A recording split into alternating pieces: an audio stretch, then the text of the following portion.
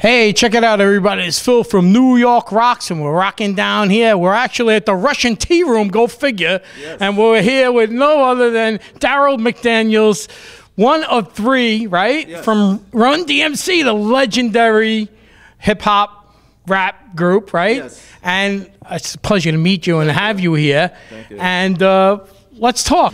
How did the band come together? How did the band start out? From where? I grew up in Hollis, Queens, New York. Hip-hop came over the bridge in the late 70s, and this is way before rap records was even made. Right.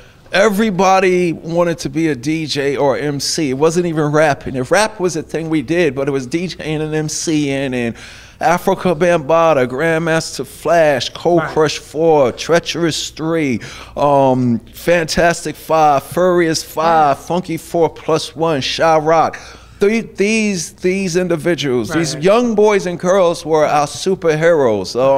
They were taking. How about Hurt, Cool Hurt? Oh, Cool Hurt, Grand Wizard Theater, Hollywood, right? DJ Hollywood. So all the young people, like, you know, nowadays people want to be LeBron, and a couple of years ago in the other decade people wanted to be Jordan.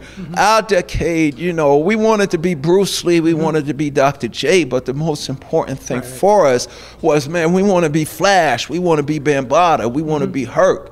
You know, the MCs and the DJs spoke a language that we understood as young people in New York City. Those guys inspired you, but you were wearing a rock and roll shirt, and you have an Alice in Chains shirt on, and you spoke a little bit before, and you were speaking with somebody, and you talked about your roots of rock and roll, how rock and roll inspired you.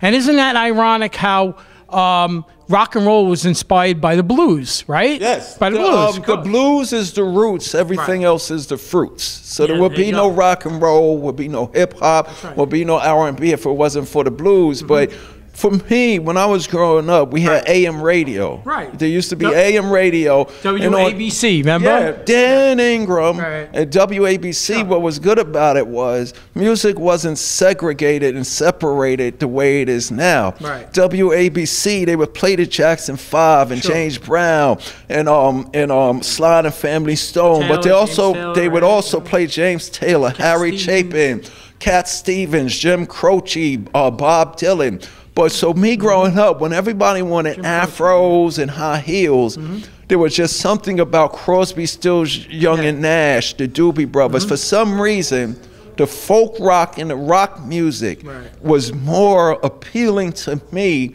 than the black soul music. You know, everybody was in the Ride On magazine. People wanted high heels. I didn't want that. I wanted guitars and drums and harmonicas. And I think what it was, you know, Crosby, Stills, Young and Nash, and Creedence Clearwater Revival, the Doobie Brothers, Dylan, Neil Young, all of these, Chicago, Boston, all of these folk rock and Led Zeppelin, and Bachman Turner, REO Speedwagon. The music was a little more universal than the soul love music. Because I was a kid, I wasn't even into girls and stuff like that. But they would sing about the economy. They would sing about the wars. They would sing about civil rights. They would So I think because I was a brainiac, a school kid, rock and roll music was like an encyclopedia to me. You know, but we can't forget this though. Even though Marvin Gaye was Mr. Soul, Sex, Love Man, he still did a record about the social conditions, like what's going on.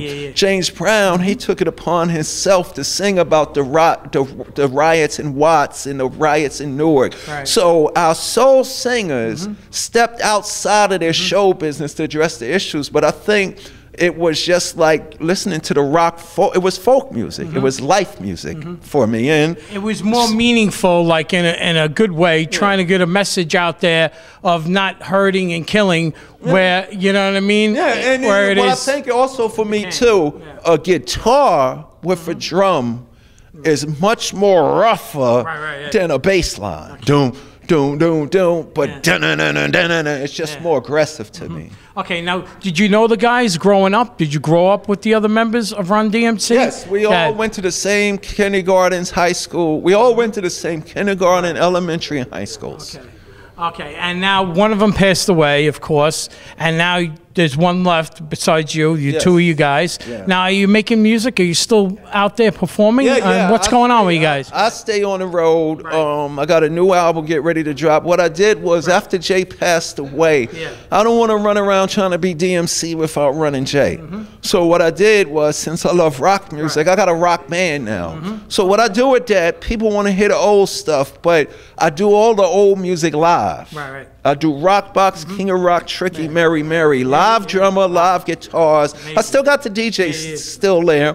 Working on a new album. This new album, I wanted to work with all musicians as opposed to sampling. I got a song with Mick Mars of Motley Crue, Sebastian Bach from Skid Row, Chuck D of Public Enemy, Travis Barker on drums, and a whole host of other musicians. So, I mean, my music career is probably 25% what I do, but 75% is going to high schools and middle schools, job programs, jails, group homes, foster care homes, and adoption facilities, and talking to the kids. The message. It's about the message now. Yeah, exactly. Okay, when you wrote the songs that you wrote, how'd they come about? Who wrote them? You actually wrote the songs? Run wrote his rhymes. I wrote my rhymes, but I wrote more rhymes than everybody. So we used a lot of more of my rhymes because that's all I did. Like I said, I was a school kid. If I wasn't doing homework, I was writing a rhime. If I wasn't writing a rhyme, I was reading a comic book, drawing the comic book superheroes into my own books. But the process was, since I was always writing, I always had rhymes. But sometimes the process is Jay would make the beat and I would write to what he just did, or I would already have something for it. But the majority of real MCs don't have ghostwriters. But I understand how show business are. Like, my thing was always, hold up, you say you're hip hop and you got somebody called a stylist that you pay to tell you what to dress? That ain't hip hop. You mean you got somebody writing in rhymes? But I gotta understand that's showbiz. But I come from a place where it's all about this singular expression into a community that unites us all. And then you worked with Aerosmith, and that resurrected Aerosmith in somewhat ways. And people say and that was like one of your already Aerosmith. It was just, I think the beautiful thing about the Aerosmith record was it broke down the wall, the separation of rock and rap and black and white. And the whole thing. And now I heard you're involved in an organization and you're helping people. Talk a little bit about that and let everybody know how they can find out about more what's going on with you. Yes, you can go to the website. Well, we have the Run-D.M.C.com, and on the Run-D.M.C.com, it separates into all three members' websites. But the most passionate thing that I'm doing right now is I have an organization called the FELIX Organization. And what we do is we provide opportunities for foster kids, kids who might not get adopted or kids that don't have a chance to live with their mothers and fathers. We started a camp. Yeah, I found out that I was adopted in 2000.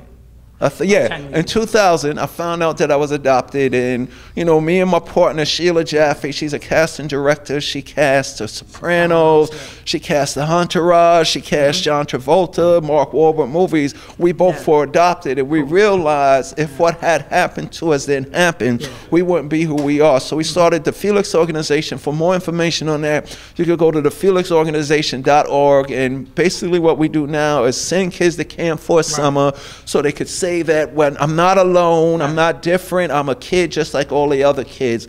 And you know, that's what hip hop is. Hip hop isn't just DJing and MCing.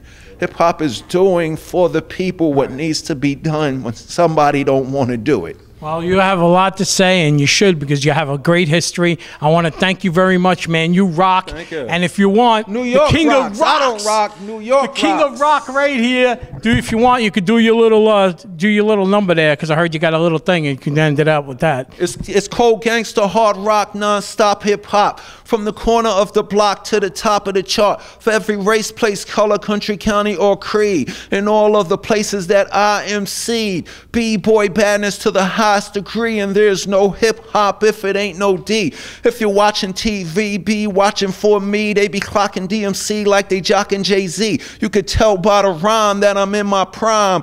beats to the rhyme when I say this line. D, that's me, the king, the MC. I rock a microphone so thoroughly. I'll be the king, you could be my queen. I'm not being cocky or being mean, but before the song is over, let me say one thing. Forget Michael Jackson, DMC's the king. But I love you, Mike. You heard it from the king of rock right here on New York Rocks. Who rocks better than us? Nobody. Nobody, baby.